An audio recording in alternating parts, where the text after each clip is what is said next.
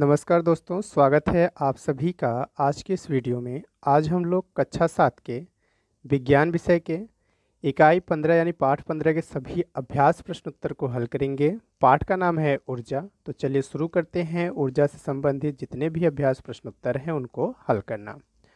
सबसे पहला प्रश्न है, निम्नलिखित प्रश्नों में सही विकल्प को छांटकर अभ्यास पुस्तिका में लिखिए। एक प्रश्न के लिए 4 विकल्प दिए गए हैं। जो विकल्प सही है उस विकल्प पर सही का निशान लगाना है। सबसे पहला प्रश्न है, यच ऊंचाई से जमीन पर गिरने वाली यम द्रव्यमान की वस्तुओं में गतिज ऊर्जा का मान होता है। गतिज ऊर्जा को बताना है, गतिज ऊर्जा का मान क्या होता है। ठीक है, ऑप्शन है 0, अगला ऑप्शन है mgh/2 या तो mgh या 2mgh। ठीक है, तो गतिज ऊर्जा का मान होता है mgh। तो हमारा सही उत्तर हो जाएगा mgh। ठीक है, प्रश्न था यच ऊंचाई से जमीन पर गिरने वाली यम द्रव्यमान की वस्तुओं में गतिज ऊर्जा का मान क्या होता है। तो सही उत्तर है mgh। ठीक है, आगे बढ़ते हैं। अगला प्रश्न है, कार्य करने की क्षमता को कहते हैं शक्ति कहते हैं, ऊर्जा, बल या चाल। तो कार्य करने की क्षमता को हम कहते हैं ऊर्जा, एनर्जी। तो हमारा सही उत्तर हो जाएगा ऊर्जा। कार्य करने की क्षमता को ऊर्जा कहते हैं। अगला प्रश्न है, गतिशील समुद्री जहाज की चोटी पर बैठी चिड़िया में होती है। आपको बताना है कि अगर एक गतिशील जहाज है, ठीक है, समुद्री जहाज जिसकी चोटी पर एक चिड़िया बैठी होती है, तो उसमें कौन सी ऊर्जा होती है। गतिज ऊर्जा होती है, स्थितिज ऊर्जा होती है, गतिज एवं स्थितिज ऊर्जा दोनों होती है, या स्थितिज एवं गतिज ऊर्जा कोई नहीं होती है। तो हमारा सही उत्तर हो जाएगा, जो चिड़िया है उसमें न तो स्थितिज ऊर्जा रहेगी और न ही गतिज ऊर्जा रहेगी।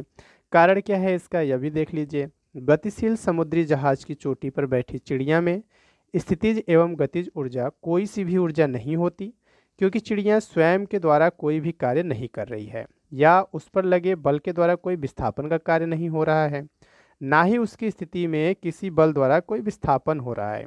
वो एक स्थिर जगह स्थिर बैठी है। इसलिए गतिशील समुद्री जहाज की चोटी पर बैठी चिड़िया में स्थितिज एवं गतिज ऊर्जा कोई भी नहीं होती है। ठीक है, आगे बढ़ते हैं। प्रश्न घ है, दो पत्थरों के तेजी से आघात करने यानी टकराने पर यांत्रिक ऊर्जा किस में बदल जाती है।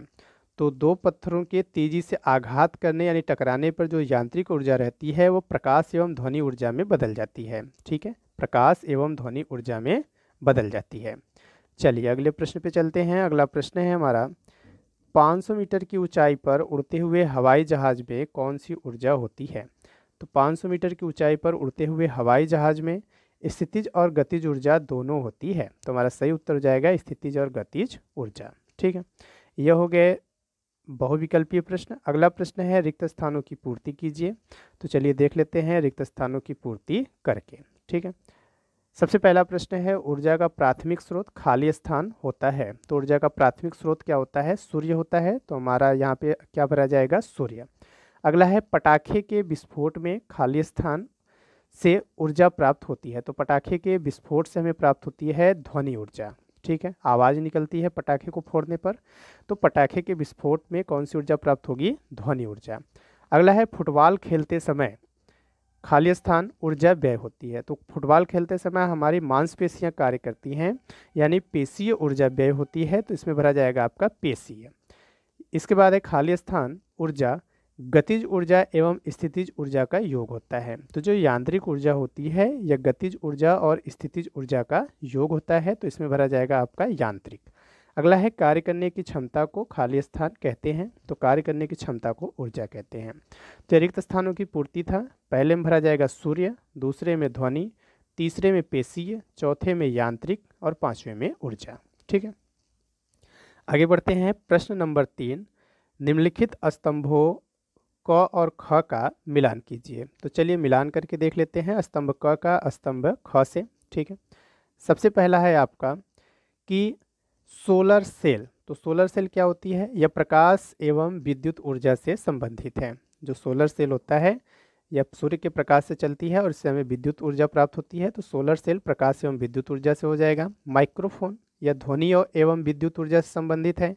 मोटर यह विद्युत ऊर्जा एवं यांत्रिक ऊर्जा से संबंधित है। हीटर यह विद्युत एवं उष्मीय ऊर्जा से संबंधित है। प्राथमिक सेल यह विद्युत एवं रासायनिक ऊर्जा से संबंधित है।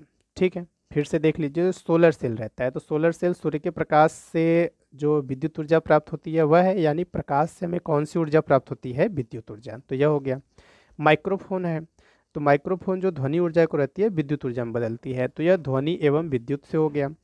मोटर है विद्युत मोटर, यह विद्युत ऊर्जा को यांत्रिक ऊर्जा में बदलती है, तो यह विद्युत एवं यांत्रिक ऊर्जा से हो गया। हीटर है विद्युत हीटर, यह विद्युत ऊर्जा से उष्मीय ऊर्जा में परिवर्तित होती है, तो इसका मिलान हो गया विद्युत एवं उष्मीय ऊर्जा। प्राथमिक सेल जो शुष्क बैटरी वगैरह होती है तो इसमें विद्युत एवं रासायनिक ऊर्जा रहती है। ठीक है, तो यह हमारा मिलान हो गया। ठीक, आगे बढ़ते हैं। प्रश्न 4 है कि निम्नलिखित प्रश्नों के उत्तर दीजिए, जिसमें सबसे पहला प्रश्न है किसी वस्तु में गति के कारण तथा स्थिति के कारण कौन सी ऊर्जा उत्पन्न होती है। तो किसी वस्तु में गति के कारण तथा स्थिति के कारण यांत्रिक ऊर्जा उत्पन्न होती है, और यांत्रिक ऊर्जा बराबर हमारा सूत्र होता है स्थितिज ऊर्जा प्लस गतिज ऊर्जा। तो यह हमारे इस प्रश्न का उत्तर हो गया कि किसी वस्तु में गति के कारण तथा स्थिति के कारण यांत्रिक ऊर्जा उत्पन्न होती है, और यांत्रिक ऊर्जा बराबर होता है स्थितिज ऊर्जा प्लस गतिज ऊर्जा। ठीक है, आगे बढ़ते हैं। प्रश्न ख है माचिस की तीली एवं मोमबत्ती जलाने पर कौन सी ऊर्जा किस ऊर्जा में परिवर्तित होती है। तो माचिस की तीली एवं मोमबत्ती जलाने पर रासायनिक ऊर्जा का रूपांतरण उष्मीय ऊर्जा तथा प्रकाश ऊर्जा में होता है। माचिस की तीली यह रासायनिक पदार्थ होता है, मोमबत्ती भी एक रासायनिक पदार्थ है, और जब इसको हम जलाते हैं तो हमें प्रकाश प्राप्त होता है और गर्मी प्राप्त होती है। तो माचिस की तीली एवं मोमबत्ती जलाने पर जो रासायनिक ऊर्जा रहती है उसका रूपांतरण हो जाता है उष्मीय ऊर्जा तथा प्रकाश ऊर्जा में। तो हमारा सही उत्तर क्या हो जाएगा, माचिस की तीली एवं मोमबत्ती को जलाने पर रासायनिक ऊर्जा का रूपांतरण उष्मीय ऊर्जा तथा प्रकाश ऊर्जा में होता है। अगला प्रश्न है ऊर्जा रूपांतरण से आप क्या समझते हैं। तो चलिए देख लेते हैं इस प्रश्न का उत्तर। एक प्रकार की ऊर्जा को दूसरे प्रकार की ऊर्जा में बदला जा सकता है। ठीक है, ऊर्जा का केवल रूपांतरण होता है, इसे न तो उत्पन्न किया जा सकता है और न ही इसे नष्ट किया जा सकता है। जैसे भाप इंजन, डीजल इंजन तथा पेट्रोल इंजन में दहन क्रिया द्वारा उष्मीय ऊर्जा यांत्रिक ऊर्जा में परिवर्तित होता है। ठीक है, तो यह इस प्रश्न का उत्तर हो गया। आगे बढ़ते हैं। अगला प्रश्न है ऊर्जा ह्रास से आप क्या समझते हैं। तो चलिए देख लेते हैं ऊर्जा ह्रास का क्या मतलब होता है। जब एक प्रकार की ऊर्जा का किसी अन्य रूप में रूपांतरण होता है तब ऊर्जा का कुछ भाग ऐसे रूप में बदल जाता है जिसका उस समय उस स्थान पर कोई लाभ या कोई भी उपयोग नहीं होता। उस समय पर ऊर्जा का उपयोग में न होना ही ऊर्जा का ह्रास कहलाता है। जैसे विद्युत बल्ब जब हो गया, ठीक है, विद्युत बल्ब में संपूर्ण विद्युत ऊर्जा जो होती है वो प्रकाश ऊर्जा के रूप में नहीं बदलती, बल्कि कुछ भाग जो होता है वह उष्मीय ऊर्जा के रूप में बदल जाता है, और यह जो उष्मीय ऊर्जा है उस समय हम उसका कोई भी उपयोग नहीं करते।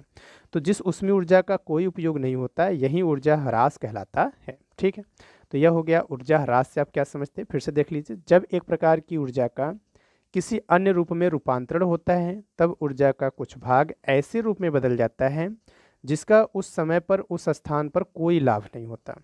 उस समय पर ऊर्जा का उपयोग में न होना ही ऊर्जा ह्रास कहलाता है। जैसे विद्युत बल्ब में जो संपूर्ण विद्युत ऊर्जा हम उसको दे रहे हैं प्रकाश के लिए, तो संपूर्ण विद्युत ऊर्जा प्रकाश ऊर्जा के रूप में नहीं बदलती है, बल्कि कुछ भाग उष्मीय ऊर्जा के रूप में बदल जाती है, और इस उष्मीय ऊर्जा का उस समय हम कोई भी उपयोग नहीं करते, केवल हम प्रकाश ऊर्जा का उपयोग करते हैं।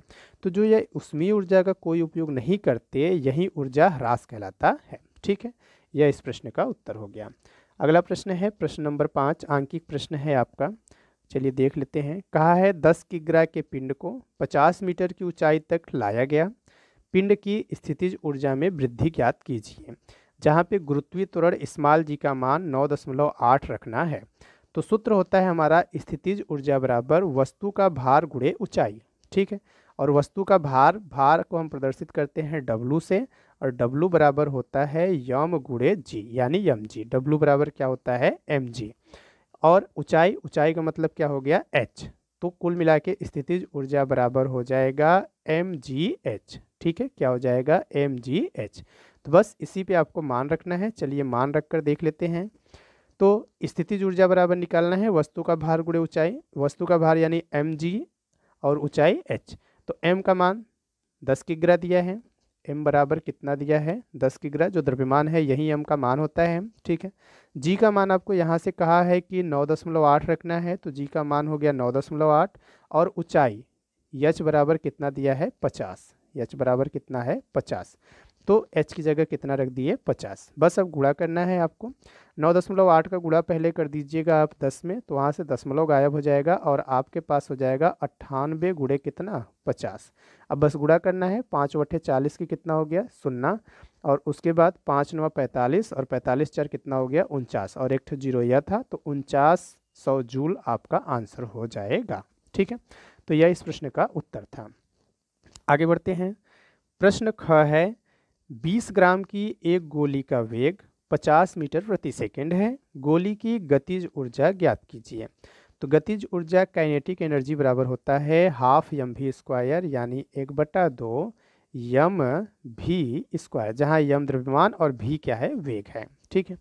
तो सूत्र हो गया हमारा 1/2, एम का मान 20 ग्राम, या यम का मान कितना हो यहाँ पे 20 ग्राम, तो यम की जगह कितना रख देंगे आप 20, यह हो गया 20, और गुणे भी यानी वेग 50, तो स्क्वायर है यानी 50 के घाते कितना हो जाएगा 2।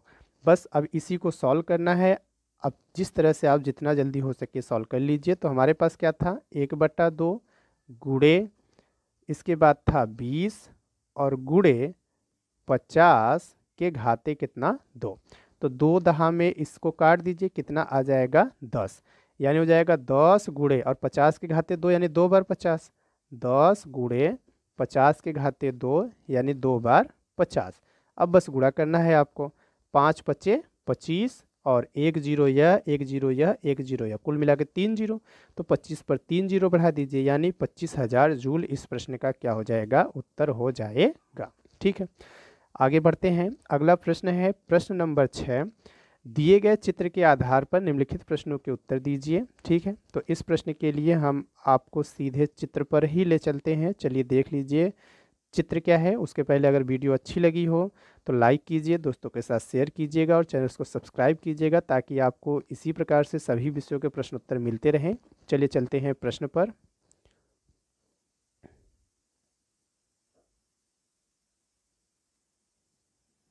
तो यह रहा आपका वह प्रश्न, कहा है दिए गए चित्र के आधार पर निम्नलिखित प्रश्नों के उत्तर दीजिए। सबसे पहला है किस बिंदु पर पत्थर के टुकड़े की संपूर्ण स्थितिज ऊर्जा गतिज ऊर्जा में बदल जाएगी। तो वह हमारा ऑप्शन बी, यह जो बी बिंदु है इसी पर जो संपूर्ण स्थितिज ऊर्जा है वह गतिज ऊर्जा में बदल जाती है। अगला है किस बिंदु पर पत्थर के टुकड़े की संपूर्ण गतिज ऊर्जा स्थितिज ऊर्जा में बदल जाएगी। तो वह बिंदु है हमारा सी, तो इसका उत्तर हो जाएगा सी।